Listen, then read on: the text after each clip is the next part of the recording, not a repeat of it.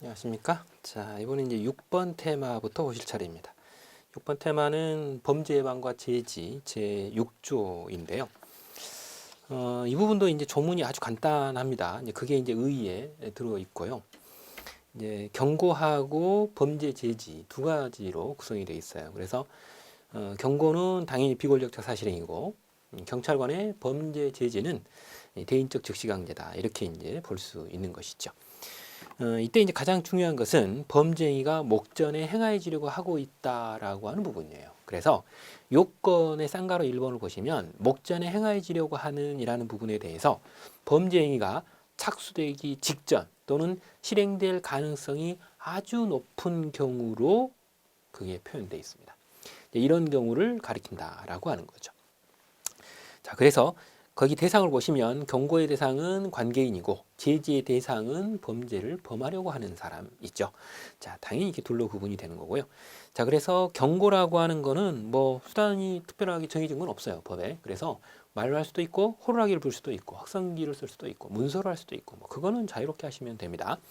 그다음 제지입니다. 이 제지라고 하는 부분에 있어서 경고와의 관계에서 이제 문제가 되는 부분이 이 제지가 강제 집행이냐 즉시강제냐라는 건데 즉시강제입니다. 그러다 보니 이 경고와 제지가 꼭 순서는 아니고요. 앞에 의무 부과가 꼭 될 필요도 없다 이렇게 보는 거죠. 자, 그래서 이 제지 방법도 특별하게 제한은 없습니다. 그러나 비례의 원칙을 준수하셔야 될 뿐만 아니라 이 제지를 할 때 무기나 기타 장구를 쓸 수도 있는데 그렇게 장구를 쓰거나 무기를 쓰거나 이렇게 할 때에는 그 요건을 별도로 또 준수를 하셔야 돼요. 그죠? 자, 그리고 여기에서 제지 방법과 관련되어서 이 장구나 이런 부분들에 대해서 따로 요건이 있습니다라고 하는 부분이 뒤에 조문이 있죠. 바로 그 부분을 가리키고요. 자, 그래서 여기서 말하는 제지 행위로서의 즉시강제를 할 때에는 원칙적으로 행정 목적 달성이 불가피한 경우에 한해서만 예외적으로 허용이 되는 이런 부분들이기 때문에 이렇게 특히 공권력을 발동을 해서 국민의 기본권이 제한될 수 있는 이런 경우들은 보다 엄격하게 요건이 이렇게 해석이 됩니다. 그런 부분들을 여러분이 특히 이제 주의를 하셔야 되는 것이고 특히 제지행위에서 무기를 사용하실 때는 10조의 4라고 하는 무기 부분이 있었죠. 여러분들이 배우셨으니까 그 요건을 정확하게 지켜주셔야 됩니다. 그리고 이제 가장 유명한 판례가 거기 하나 나와 있습니다. 2008년 판례인데요. 이 부분 판례는 여러분이 알아두셔야 됩니다. 자, 사실관계를 잠깐 보죠.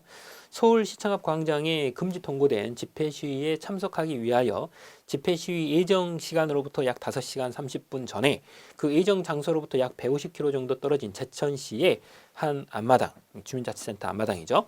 앞마당에 이 집회 시위에 가기 위해서 차를 대기를 해놨어요.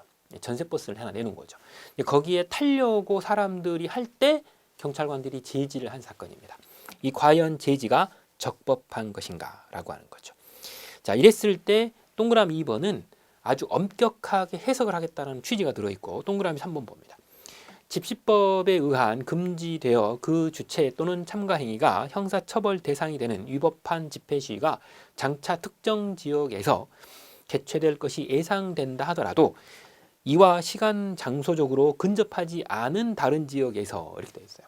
5시간 반 150km나 떨어진 부분이기 때문에 근접하지 않았다라는 거죠. 즉 방금 전에 여러분들이 요건을 보셨을 때 목전에 행하여지려고 하고 있는 이라는 이 부분에 안 된다는 거예요. 이 부분 요건이 안 돼요. 그래서 근접하지 않은 다른 지역에 그 집회 시위에 참가하기 위하여 출발 또는 이동하는 행위를 함부로 제지하는 것은 경직법 6조 1항 행정상 즉시강제인 경찰관 제지 범위를 명백하게 넘어서 허용될 수 없다라고 했습니다. 그래서 위법한 행위가 된 것이고 그렇기 때문에 위법한 공무집행은 공무집행 방해죄의 보호 대상이 아닙니다. 그래서 이것에 대한 저항 행위는 원칙적으로 공무집행 방해죄로 처벌이 되지 않았던 사례인 것이죠.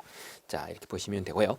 자, 7번으로 넘어갑니다. 07번 테마 위험 방지를 위한 출입 부분이죠. 제7조입니다.